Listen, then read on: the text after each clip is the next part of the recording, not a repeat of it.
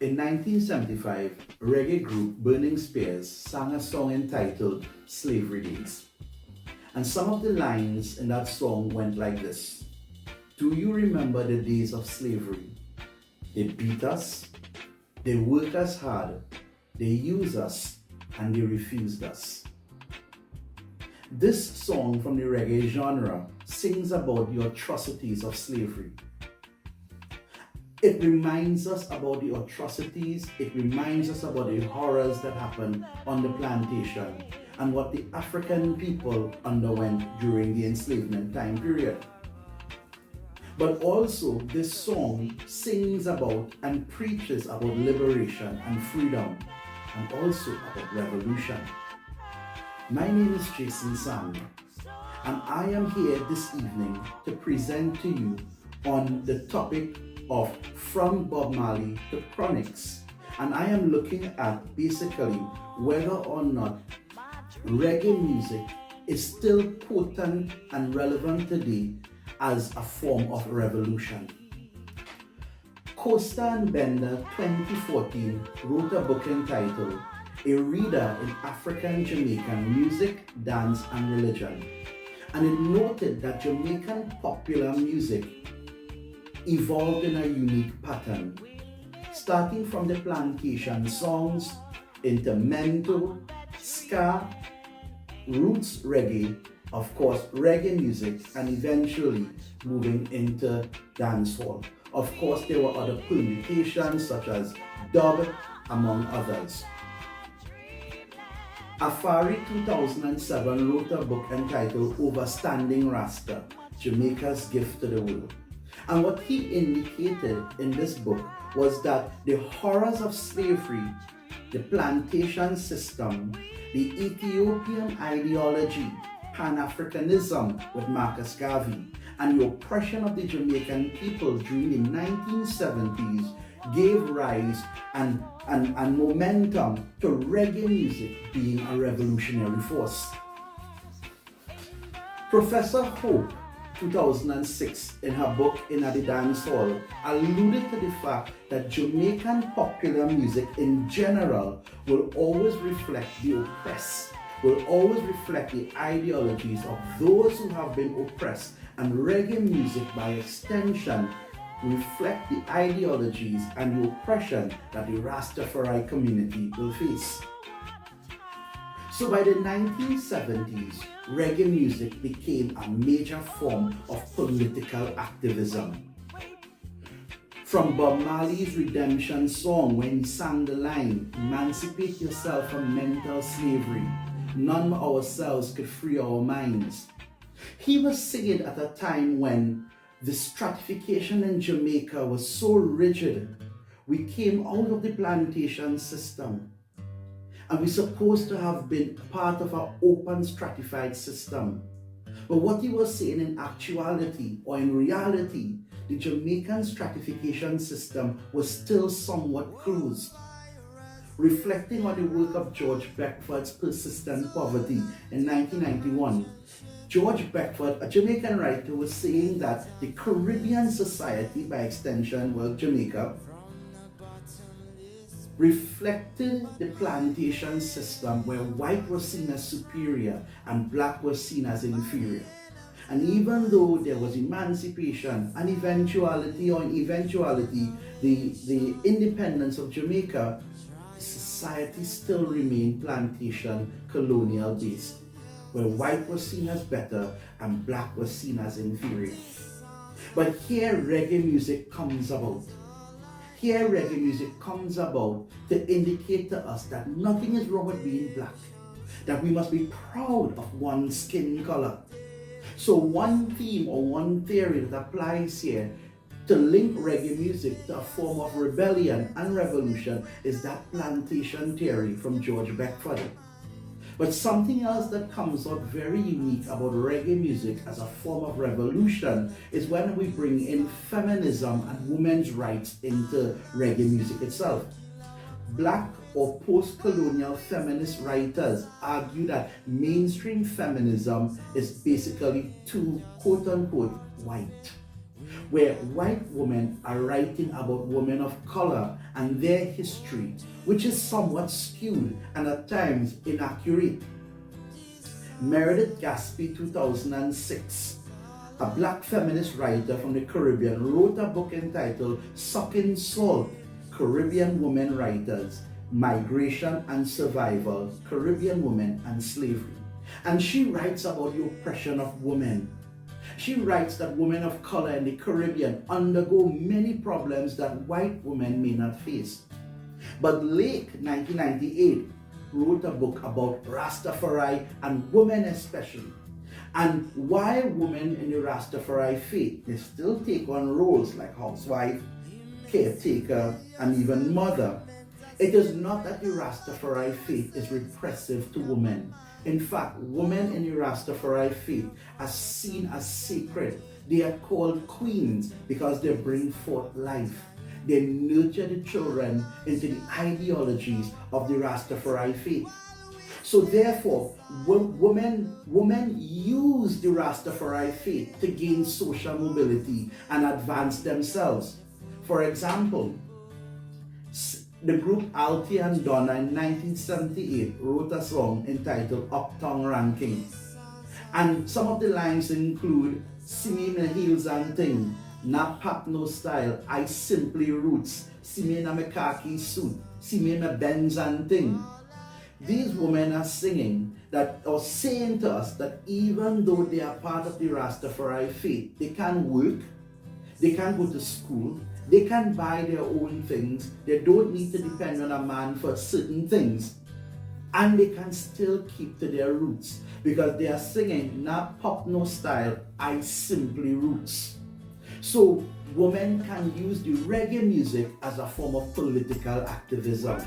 And also too, these reggae songs provide comfort. For example, Marcia Griffith in 1978 wrote a song entitled Dreamland, where she sings, "We live together in a dreamland. It would be like heaven to us." She's basically letting us know that using these reggae music songs will give hope to those who are dispossessed and those who are disenfranchised.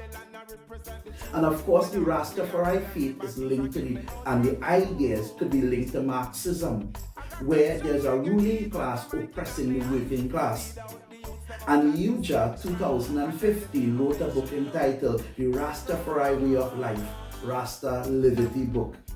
And in that book, corrupted politicians have been involved in persecuting the Rastafari faith throughout Jamaican history. So in the 1970s and the 1980s, from the Coral Bay or the Coral Garden massacre to the 1980s election between the PNP and the JLP, the Green Bay massacre, the shooting of PNP candidate Roy McGann, among others, show how politicians and their friends could subjugate an entire society while they elevate themselves. So in 1987, when Sluggy Rang sang a song, 95% black and 5% white in jail, it speaks about white collar crimes and the idea that the persons from the African faith or African religion, the African ideas, persons who are black, the Rastafari community, they will always be in prison because they look a certain way. While the minute white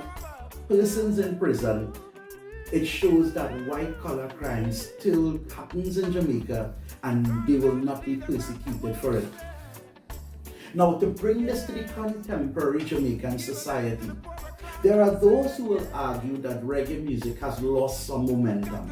In the book One Drop We Trust, Gift for Reggae Lovers, the book notes that many young people have moved away from reggae music and are going into dub and dancehall because of the dancing involved and the technology and all of the equipments that are involved now in the creation of dancehall music. But despite that, there are many reggae artists today that still echo the sentiment of the 1970s, where they see reggae music as a form of rebellion. Anthony B. in 2020, wrote a song entitled Black and Proud. "I will stand up tall and I will say it proud. I am black. Coco T, 2007, wrote a song about poverty where he says 75% of the people living in poverty and 25% living in luxury. He still points out that colonial structure of Jamaican society. Then Protege wrote a song entitled Blood Money. Out of many, but one set of people feeling it. He sings about the inequality in the Jamaican society. Sizzler wrote a song entitled Smoke the Herb, right? He sings about the sacredness of using marijuana. And we have so many other artists who will carry reggae music forward. Romain Virgo, for example. Chronics, right? Here Comes the Rasta. He sings about soldiers left, right, protecting you. Recently in Jamaica, there was the Reggae Month, and the Reggae Month ended with a concert called Reggae on the Pier, where they brought in singers from old, singers from new in the reggae genre to perform. Taurus Riley, Marcia Griffith, Richie Spice, Beres Hammond, among others. Reggae music is still seen as a revolutionary force even today in 2022. It will sing about liberation, it sings about freedom, and it still gives us hope today. Thank you so much for listening as we go into part 2 of my presentation. Thank you very much. When I see my friend become my enemy, I stay far away. 'Cause I know dirty outcasts sweep with broom. They are like the trees that can't bloom, and they will slowly fade away. And I know dirty outcasts wash with soap. The meditation twists up like rope, and they will slowly fade away. Those words were from Romain Virgo, a modern reggae singer, entitled Fade Away. And it sings about dealing with enemies. There's a message there in that. And my reflections on this course on culture of Rastafari, my personal reflection is that I learned a lot about life, about freedom, and about empowerment throughout this course. This course has taught me a lot and sensitized me about the people of the Rastafari faith, their history, their struggles, and even their triumph. And in many aspects of this course, I try to take what I've learned from the Rastafari faith and put it into my life to make my life better and for me to grow as a person. Two major themes from this course that have impacted me. I mean, there are so many things, but two things that impacted me a lot was about reggae music itself and the Rastafari movement in this modern time period. When it comes to the reggae music, I have seen reggae music as a form of political activism. I have seen where reggae music have been used by groups to sing about the atrocities of slavery.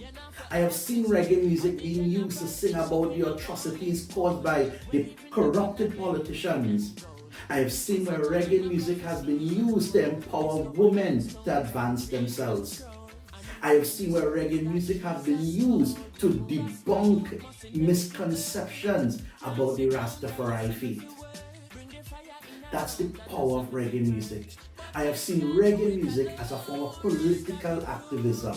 And when I say political activism, I'm talking about the use of reggae music to rally support, to rally the masses, to gather people to stand up for their rights and sing out in a form of protest, as the African ancestors would have done on the plantation with the beating of the drums and the singing of their songs. So too I see a parallel being drawn with the Rastafari faith.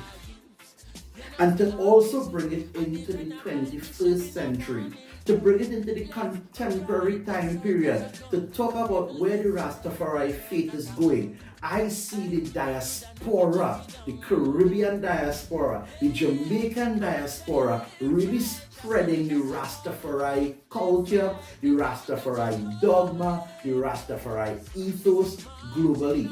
From the growing up the dreads, which is seen as sacred, to the smoking of marijuana, which is instrumental in worship, to the Jamaican accent and the language being a part of Hollywood movies, being aired in TV series like Stranger Things, being seen in movies like Cool Runnings, among other Hollywood movies, to see fashion, to see where winter scarves portray the Rastafari colors and t-shirts, to see where the Rastafari culture has gone globally, where other people who are oppressed in different parts of the world listen to the reggae music and find inspiration. And how do I use this in my personal life? And what will I do with this knowledge? I am a high school teacher, grade 12, and I teach sociology and Caribbean studies. And by learning about the Rastafari culture, I plan to use this in my classroom to educate and empower my students on the culture of the Rastafari faith, so they can appreciate, they can be accepting of the Rastafari culture, debunk any misconceptions, and really spread or further spread the culture of the Rastafari community to their friends, to their parents, based on whatever they have learned from me in that class. These are my reflections on the culture of the Rastafari course, what I have learned and what I plan to do with the content and the information. And on a personal level, this course has made me a better person, where I can now appreciate nature even more. I have learned about using reggae music. It shows me the power of speech, and it also taught me to be proud of one's heritage. Thank you very much.